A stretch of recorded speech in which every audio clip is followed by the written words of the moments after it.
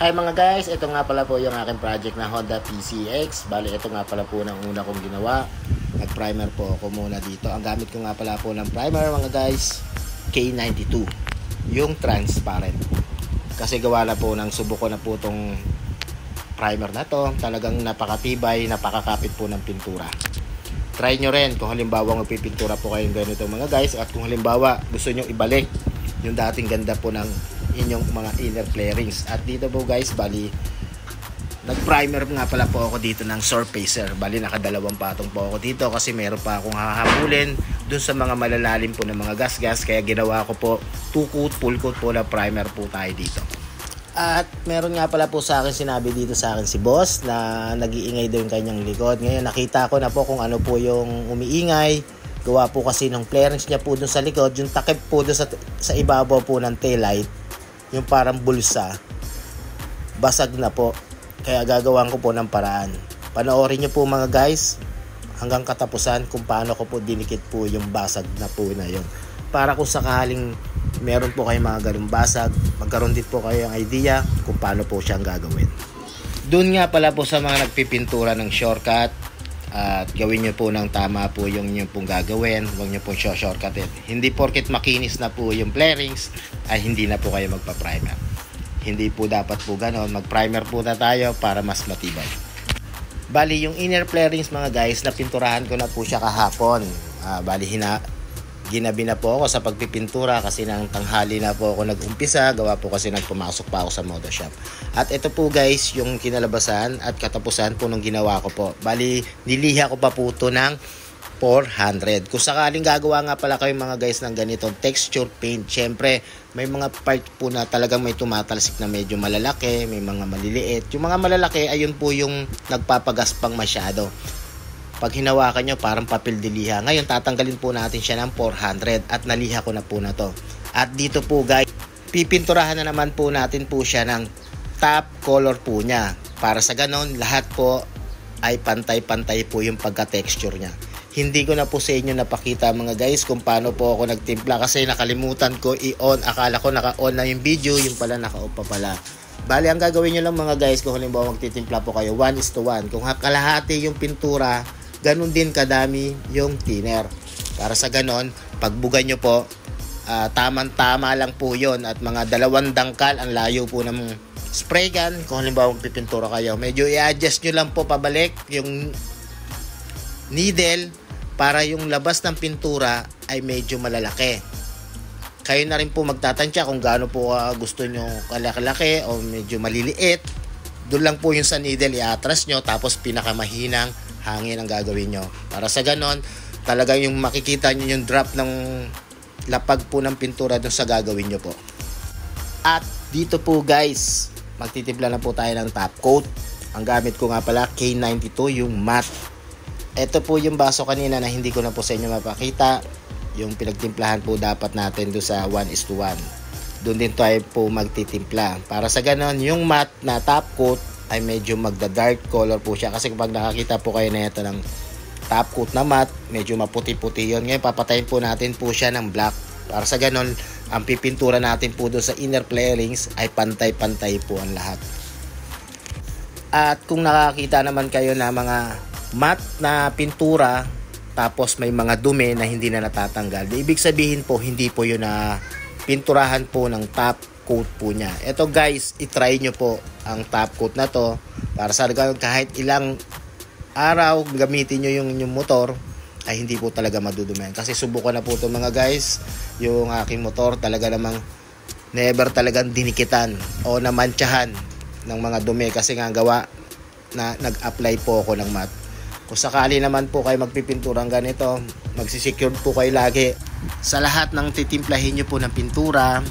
I-strainer nyo po mula sa primer, sa top color nya, kahit po doon sa top coat, strainer nyo para sigurado po na wala po siyang tatalsik na dumi.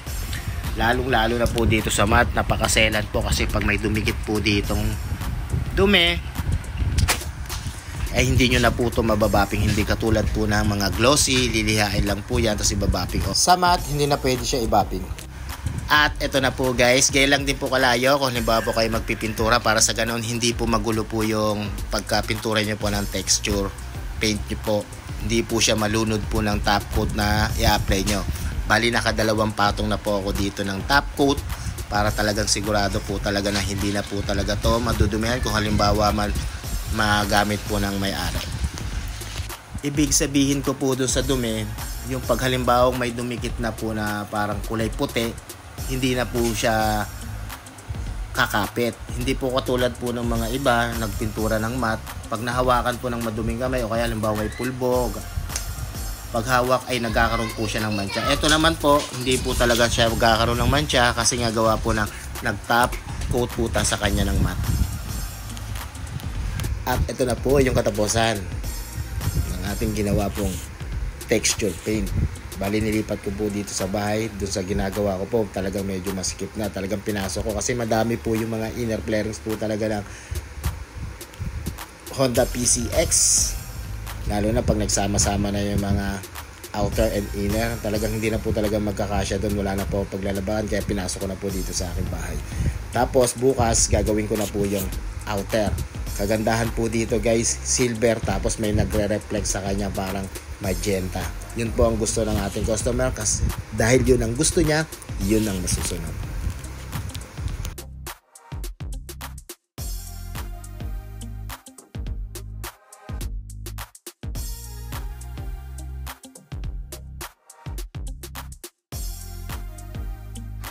At ito na nga pala po yung sinasabi ko sa inyo po, yung nag-iingay.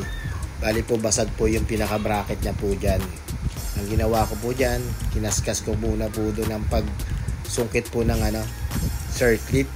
Kasi yun lang po yung nakita ko po dito sa tabi ko. Kaya yun na lang po ang naisip kong pengkaskas. Para sa ganon, kung pag binuhusan ko na po siya ng resin, ay mas malakas pa po yung kapit po niya. Pati yung pinaka-bracket po, kinaskasan ko rin po yan ng circlip. Kasi yung circlip medyo matulis at yun po yung makakalusot po dun sa aking plastic na gagawin. Siyempre dapat meron kayong blue torch ba guys, at kunin nyo po yung tamang posisyon. Yung tama, yung talagang offset siya dun sa basag. Hindi po pwede yung pagdikit nyo ay hindi pantay. Dapat pantay na pantay po. Kung anong pagkabasag nya, ganun din po dapat yung pagkadikit. Bago nyo po idikit, sunog muna po kayo ng sa circlip, yung parang paliko, at ayun, papasuin ko po muna po yan sa gilid. Para sa ganoon, sa buong paligid niya, paikot sa kanya, ay makakabit natin po siya ng tama. At pag nainitan na po natin po siya, may butas po yan sa likod, lagyan natin po siya ng masking tape para sa ganoon, hindi tumagos po doon yung i-apply po natin na resin. Lalagyan nga pala po natin ito ng stop sock para sa ganoon, hindi po siya lalawa. Yun naman po ang purpose po ng stop sock. Kung halimbawa po gagamit po kayo nito, paghalo nyo po yung stick, itaas nyo. Pag bumabagsak pa po siya, lagyan nyo pa po. Dapat po yung hindi na po siya yung babagsak pag nakadikit na po siya doon sa stick na pinanghalo nyo. Talagang sa panahon ngayon, pag hindi ka pa talaga natuto sa dami-dami ng pinapakita na po ng mga technique at binibigay, hindi po katulad dati yung kabataan ko, talaga namang hindi po talaga mapagbigay yung mga tao dati ng mga technique. Talagang dapat silang nakakalam. Hindi po katulad po na ngayon, talagang inilalabas na namin lahat po ng technique, ibinabahagi na namin. Kaya kung halimbawang ikaw ay wala kang talent at wala kang alam, hindi ko na alam kung ano ka. Kasi kung dito lagi kang nanonood, lahat naman masa-search mo na lahat ng pwede mong gawin masa-search mo na, as in lahat po talaga. At ito po guys yung stop sock na sinasabi ko, pag nakahawak po kayo nito, mas magaang pa po to sa bulak. Talagang sobrang gaang po. Ayun po yung nagpapalapot po ng resin, ayun po yung nilalagay ko. Para sa ganon yung resin na paglalapagan ko, hindi po siya lalawa. Kasi kung magpupuro tayo dito ng resin ng buhos, sigurado pong lalawa doon sa butas at doon sa pinagdikatan po natin ng masking tape. Kaya ito po yung paraan, at ito na po, binabahagi ko na po sa inyo kung paano po ako gumagawa po ng mga ganitong basag. At sana kung halimbawa meron po kayong mga ganitong basag na ganitong panel, gawin nyo mga guys, para malaman nyo kung paano po yung pinakamatibay sa pagdidikit po ng mga ganitong basag. Sa ngayon, natapos na natin yung dapat natin gawin. At ito po yung aking hose. At ayun na po sila. Napreparasyon ko na po yan at na-primeran. May hinihintay pa po kami dito isang fender na parating. para sabay-sabay na natin kung halimbawa pipinturahan. At ito nga pala pa guys, yung isa ko na compressor na maliit, West Pro. Galing, maganda, nasatisfy ako sa iyo. Try nyo rin mga guys, talagang napakatahimik. At dito po guys, natap coat ko na po ito ng 3 coat, full coat. Ngayon lilihain po natin siya. Kung base sa nakikita nyo guys, kung sa iba pwede na po yan, meron pa po yan ilalabas po na ganda. Kung lilihain nyo po siya ng 800, ang gamit ko nga pala pong liha. Step by step po sa lahat po ng project, huwag nyo siya shortcutin para makagawa po kayo ng magandang obra. Ang pinaka key sa lahat po ng project na ginagawa ko, pagkatapos po natin siyang top coatan, lihain po natin po siya ng 800 or 1,000 para makuha po natin at mas gumanda po siya. At eto na po guys, ang finish ng aking project. Honda PCX version 1, high grade white po ang ginamit ko po dito, chameleon. Base color po tayo sa silver, at sa mga inner flarings nag texture paint po tayo. Doon naman po sa mugs, nag chameleon po tayo ng 4 colors, at doon naman po sa crankcase cover nag white po tayo, at meron din po siyang high grade po na chameleon white.